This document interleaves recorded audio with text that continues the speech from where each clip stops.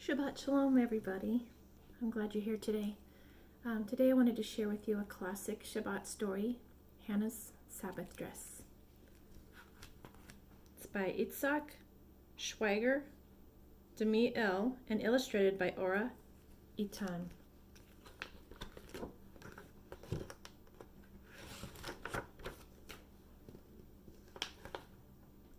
There's Hannah in her white dress.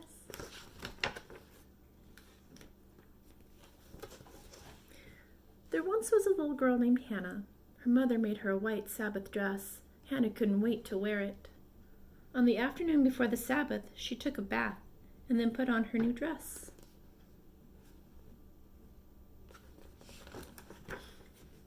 It was beautiful. Hannah was very happy. Her mother was happy too.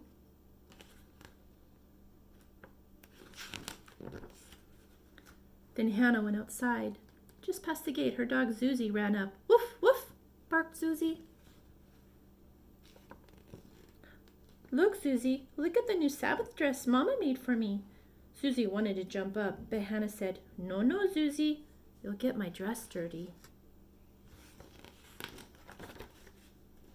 She went a little further and met Edna, the cow.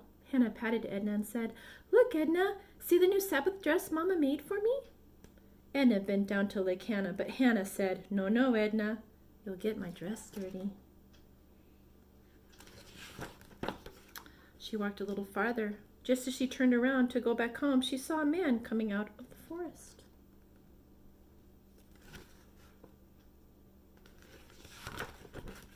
The man stopped and took a heavy sack off of his back. Then he sat down to rest.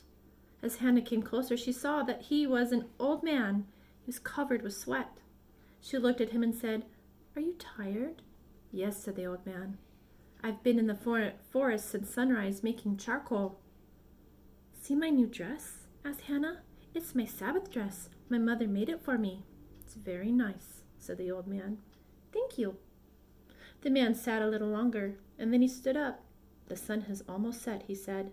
The Sabbath is near, and I must be on my way. Then he put the sack of charcoal on his back and started off with slow, heavy steps. Hannah saw how his back bent under the load and ran up to him. Can I help you? She asked. The man smiled. That's very kind of you, little girl. So Hannah walked behind him with her arms stretched up high to help hold up the heavy sack. They walked along, talking together for a while. Then the man stopped. That's enough now, he said. You're a good girl, but it's time you went home.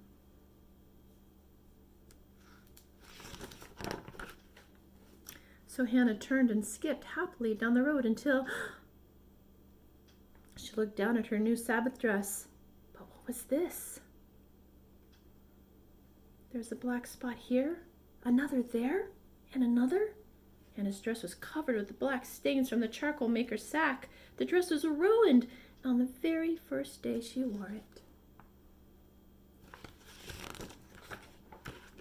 Hannah burst into tears. When twilight fell, Hannah was still sitting on a rock all alone in the field, sobbing bitterly.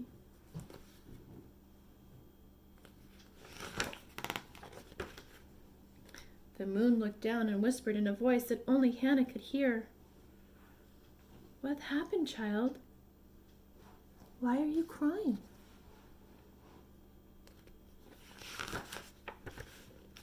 Hannah could barely speak. She pointed to the black spots in her new dress. Look, moon, she sobbed. My Sabbath dress. The moon looked, and then he asked in a voice only Hannah could hear, Are you sorry that you helped the old man? Oh, no, I'm not sorry at all, but the dress, my white Sabbath dress, my mother. Then the moon glowed brightly and whispered, Don't cry, child. Go home now, and don't worry about your dress.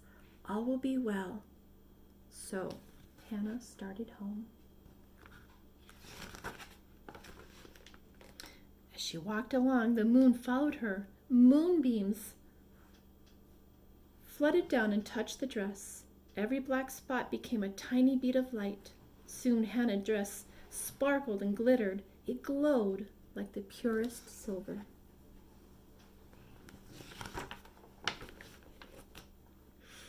On her way, she met her mother. "Who is this?" her mother asked. "It's Hannah, Mama. Don't you recognize me?" Hannah laughed as she ran into her mother's arms. As they walked home, Hannah told her mother everything that had happened. Then they went inside, and the whole room filled with light, the light of Hannah's Sabbath dress.